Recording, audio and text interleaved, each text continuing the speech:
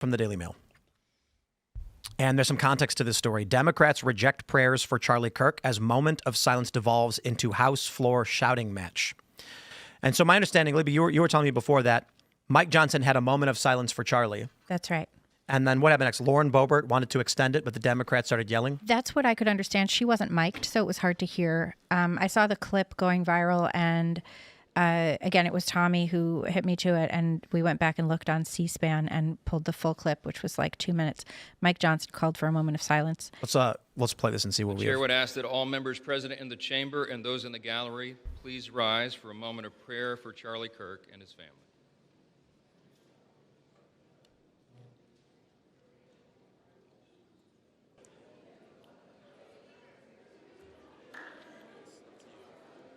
For what purpose does the gentlelady from Colorado rise? Shh. Let's, wait a minute. Wait a minute. The House will be in order. The House will be in order. Shh. The House will be in order. Shh.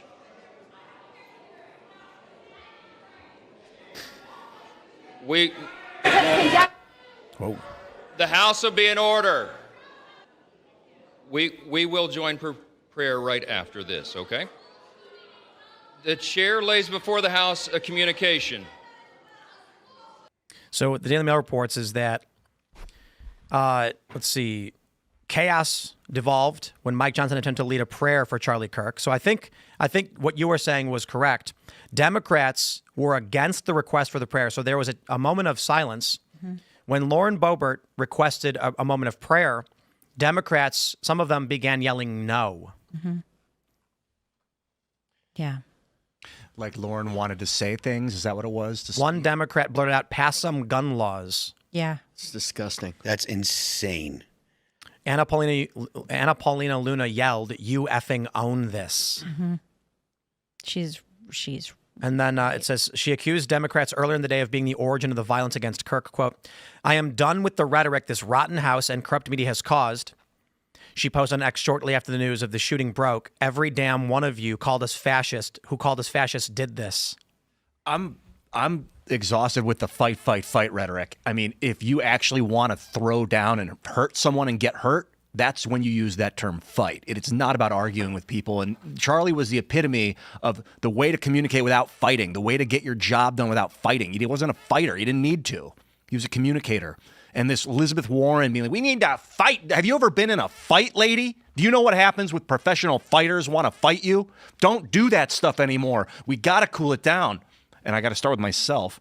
But it's just this like event. This is what literally we've been talking about, trying to cool the rhetoric for the better part of 3-4 years or so. I mean, this is something that we've been talking about forever, for as long as IRL has been on. I was listening to people say, "Hey, we've got to cool the rhetoric," or I've been saying it myself.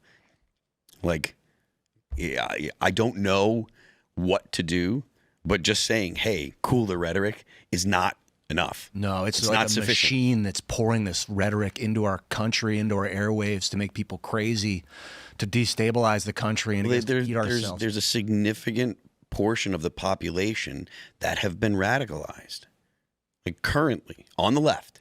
Oh, right? yeah. COVID, the kids that had masks on during COVID. They were kids. That's not what I'm talking about. I'm talking about college students and young adults that have been radicalized. The person that shot Charlie, obviously we don't know who it was, but it's likely that it was a young adult. Not necessarily, but it was likely that it was. But they were a leftist, likely a leftist who believed that Charlie Kirk had all these terrible views. Where did they come up with that idea? When honestly, again, Charlie's views were very standard boilerplate Republican, right? Like moderate American conservative, traditional, not particularly extreme. It is not extremist to say it's good for men and women to be married and have kids. So Occupy Democrats, Occupy Democrats on their Instagram have multiple anti-Charlie Kirk posts that they have put up today. including, yes, he really said this. No one should be assassinated, but that doesn't change the fact that he was a hateful jerk who spread nothing but division and ill will towards his fellow man. I mean, the So dude wait, debated after Bosch. he died. These are, if you look at the timestamps, 12 minutes ago, they posted that. 33 minutes ago, they Look at posted. the, we've got it. Look at Charlie Kirk spent his entire life disparaging immigrants, disrespecting women, and blaming black folks, only to get shot in one of the whitest places on earth. As a woman who went on his show a fair number of times, and he had nothing but respect for me. He was kind, he was generous with himself and with his intellect, and he was, he was a really good man. I don't see how you can say that about him at all. And he took everybody's opinions. He talked to everybody about everything. There was a tweet. Someone said the moderate right died today. All of these comments on this Instagram, I don't want to show them, and They're horrifying. But if you want to be radicalized, Yeah, go to Blue Sky. I went over there to see that. No Typed in way. Charlie Kirk and see gonna what was up. delete my After account. like 14 posts, I had to X out and almost vomiting. It was just, and it's just like that exists. That's out there. If you want to look for it, you're gonna find it. And it's not actually uncommon either. It's not like these are fringe people, right? Like there are considerable people that are a considerable amount of people that are in public life that are on Blue Sky that will say terrible, horrible things. It's so easy to do, and it has such repercussions that are yet to be understood by the power, the human power to speak and to propel it with mass media. It's so new. You combine that kind of rhetoric with the political leaning that is most likely to be someone that has some kind of mental illness, and you're going to get this type of reaction. The left loves people that are miserable, that are unhappy with their life, that don't have a foundation in any kind of faith, that don't have a family, because people that have family, people that have faith, people that are happy do not engage in political violence. They don't engage in revolutionary activities.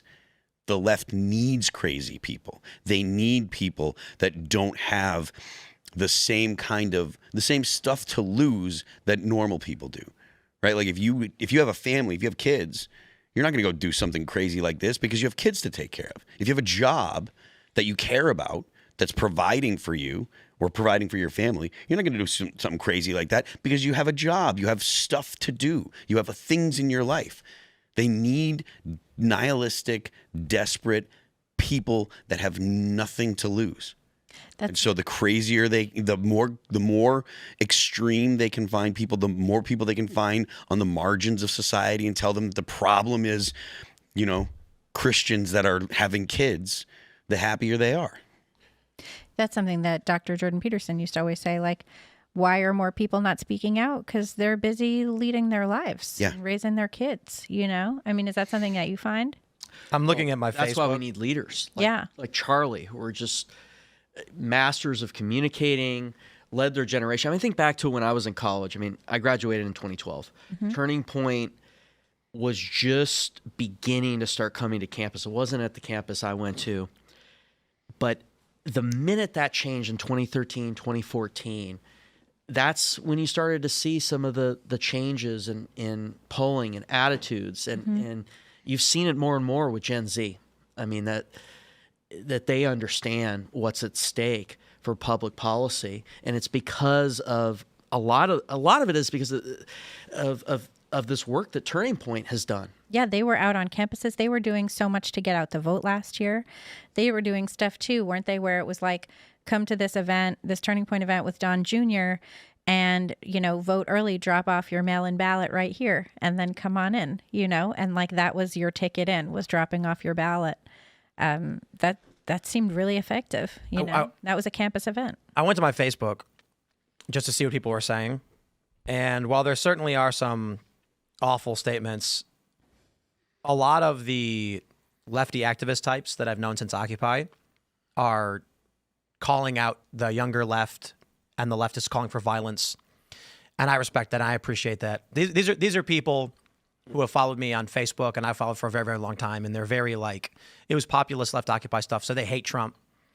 And I see a handful of posts where they're saying these people are evil. Charlie did nothing wrong. Like, he was just a guy that they didn't like. And I wish, and I these Occupy Democrats and this blue sky stuff is what's terrifying. But I feel like some of these older folks, at least these more, I guess, Occupy-centered people are shocked, and they seem to be angry about Charlie Kirk's death. So I'm glad to see it. The vapid, violent nihilism is just, it's not a sustainable movement. That doesn't mean it can't take over a government, but it doesn't really give people hope. It doesn't really unify and rally people without fear. So when things are good, it sort of falls away. Thanks for checking out this clip from Timcast IRL. Make sure to watch the show live Monday through Friday at 8 p.m. Subscribe to this channel, and we will see you all there.